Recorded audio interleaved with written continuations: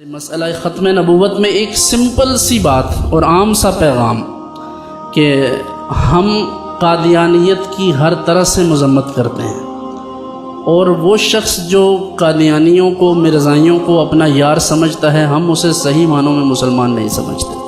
اب مسئلہ ختم نبوت کا ہو یا ناموس رسالت کا ہو، یا یہاں دوسری طرف فحاشی اور یعنی کو دیکھ لیں، تو دراصل مسئلہ ہمارے حکمرانوں کا یہ ہے کہ یہ کسی طرح بھی اسلام کو پسند ہی نہیں کرتے کسی روپ میں بھی۔ جب حضرت غازی ممتاز صاحب کی شہادت ہوئی اس وقت بھی میں نے یہ عرض کیا تھا لوگوں سے کہ مسئلہ صرف ممتاز قادری کا نہیں، مسئلہ یہ ہے کہ یہ لوگ یہاں دین برداشت ہی نہیں کرتے ہیں۔ روٹی، کپڑا، مکان اور بنیادی ضروریات تو وہ پہلے ہی آپ کو پتہ ہے جیسی پوری ہو رہی ہیں، تو ایک مسلمان کے لیے سب سے قیمتی چیز اس کا ایمان ہے۔ تو اگر ایمان پر بھی سودا ہونے جا رہا ہو تو یقیناً کوئی بھی یہ نہیں سمجھے گا کہ مجھے اب دنیا میں رہنا چاہیے۔ ایسے حالات میں تو ہم اپنا سب کچھ قربان کریں گے۔